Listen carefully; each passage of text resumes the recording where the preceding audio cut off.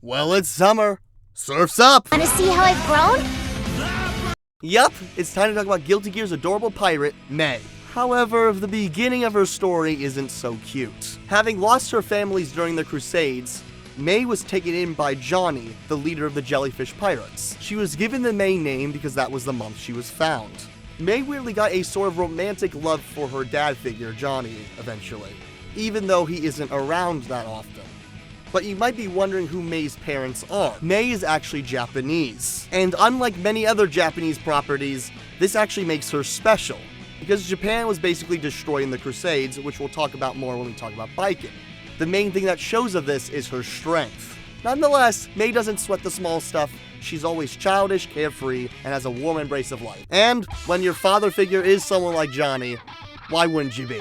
Smile in the face of danger is the Jellyfish Pirate motto, right? If Johnny were here, I know that's what he'd say. This is David Leibowitz with Philosophy Video Game Philosophy, and it's summer, so yes, we missed the month of May to talk about May. I literally posted my first video at the end of May, or even I think the beginning of June. So, well, first Guilty Gear one. So yeah, we missed that. So technically, she's more a spring person, but this theme obviously represents very much beach bum, beach babe, beach all of that. So, I mean, it's about to be the 4th of July tomorrow for us Americans. Perfect summer theme, summertime. So, yeah, also 4th of July, perfect to celebrate with a Japanese character. Because May, as we said, is Japanese.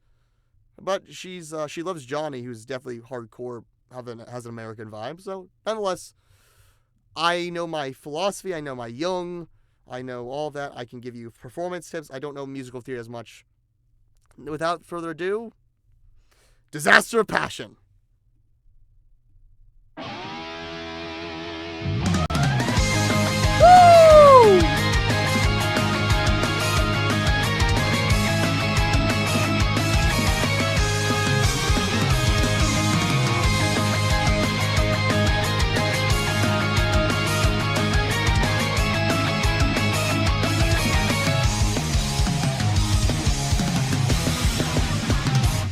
First, before we get to a friend of mine, Alphastorm, did tell me that this song is rock style, actually shred metal.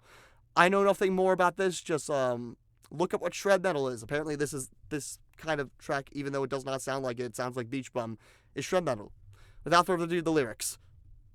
Over time, most things fade away. Isn't that right? All of the memories dissolve. So first, we're talking about how everything basically fades away, right? We talked about this a little bit with Sonic, with me. This is Freud's notion of transience, and obviously Freud didn't come up with this, but the idea that things are beautiful because they can in fact fade away. And because a poet asked Freud, why can't I see should I even enjoy nature when I see the seasons change? And Freud said that's what makes it beautiful. And a lot of the song is about that things are beautiful because they fade away, and therefore they can be reborn. May is Japanese. Is this maybe Buddhist? We'll see.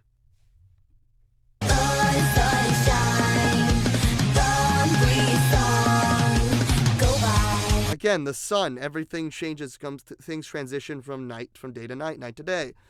Does that take away from that fact? Now, what is this maybe going away from is the fact that, well, May isn't always with Johnny.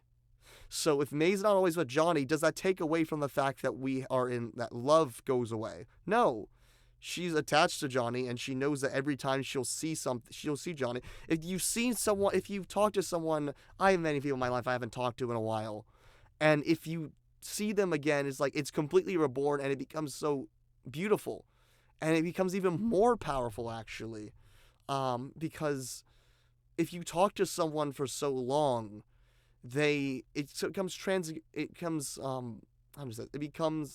you take them for granted. But May can't take Johnny for granted because Johnny will only be there every once in a while. So that's what makes it beautiful, and that's what makes something that could be stale be reborn into something new, as we'll see. No matter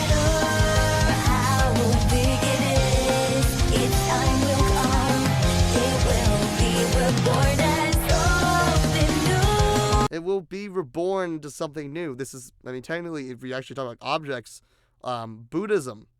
This is secondly the notion of Buddhism, the notion that objects will fundamentally be transformed. There's also Nietzschean idea that when we look at things and we look at things in our world, that may very much exudes the inner child.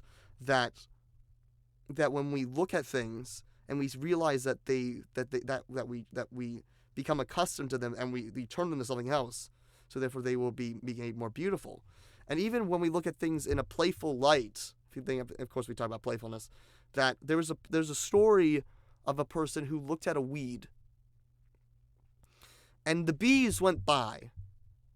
And when the bees went by, he looked at the weed, and everything became fundamentally changed. And you look at the world in a fundamentally different way. And this is exactly, so then he decided to not cut the weed, or he or she decided not to cut the weed. I was looking at a frog. I walked around my pool, and I see my frog, thinking about like summertime. I looked, and I realized, and I just stared at it for a second. I tried to take in what I read about the weed. And you take everything in, and then you realize that you start looking at things in a far more... You start paying attention to the sounds of the birds. You start paying attention to the rustling of the trees. When you realize that something can be reborn into something new, then the world becomes more pure, so much more innocent, and becomes so much more exciting. And that is her relationship with Johnny, but I think it's May's relationship with the whole world. And it's absolutely beautiful.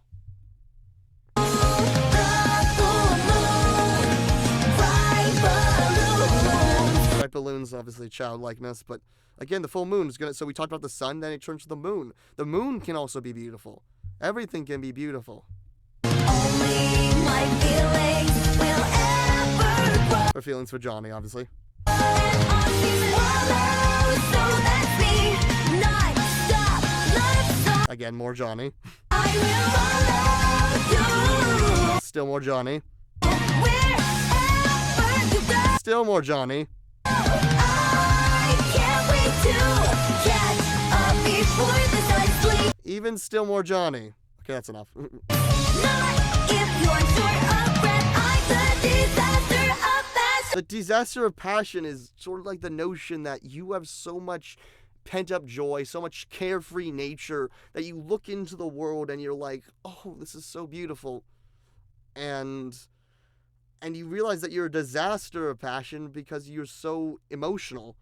But is that really a disaster? No, it's beautiful.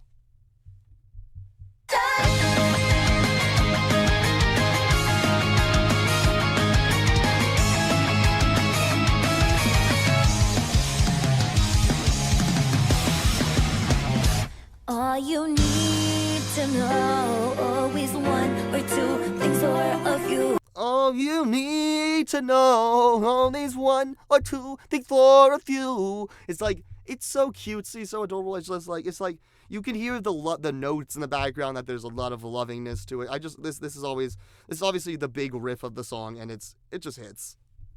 I'm alone, but I'm not alone. This is exactly as May says in her in another story, that she's like, I had Johnny, and she still has Johnny. She still hold on to Johnny, and that's beautiful. Because she has the sense of the father. That's wonderful. Alone, you know that right. Trees and rain, now and then. It's all because the seasons will change. All because rain will happen. All because there will be suffering every once in a while. Doesn't take away from the beautiful moments of life. Life will have highs and lows, but that doesn't take away from that life is ultimately beautiful. I can't live without that precious wine. On season 1, so that's me. Springtime syndrome. It's like spring. This means that, everything feels like, even when it's winter, it feels like spring. It feels like newness. It feels like novelty, and I love it. I will follow you wherever you go. I can't wait to catch up before the sun sleeps. Not if you're short of breath, just so you know. Please don't think you're going to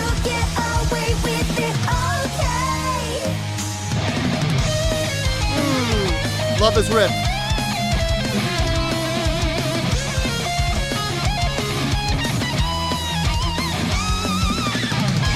Oh!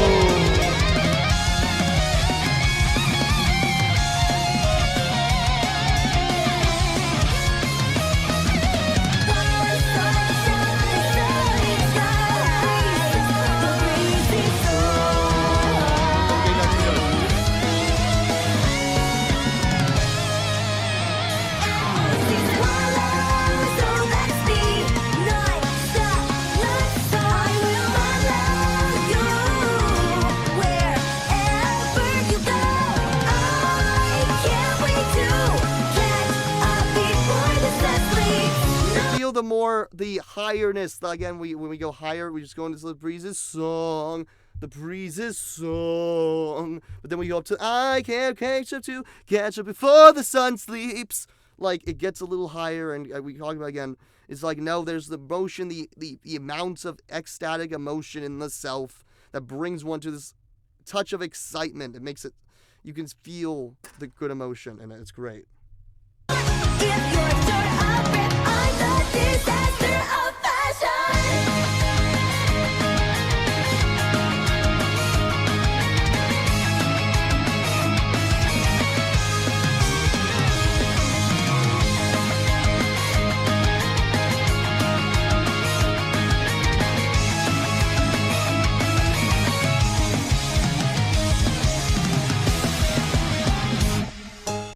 Well, this has been David Lee with Philosophy Video Game Philosophy.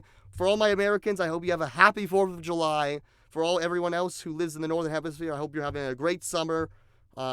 Next time, Mirror of the World, because I want to push up Nagoriyuki until I finish actually watching Shy Story. So, I know a lot of you want Mirror of the World, and I'm going to give it to you. I'm really excited to get you Mirror of the World, because I'd really love to get into some hardcore Buddhism. But either way, this has been David Lee with Philosophy Video Game Philosophy. Peace.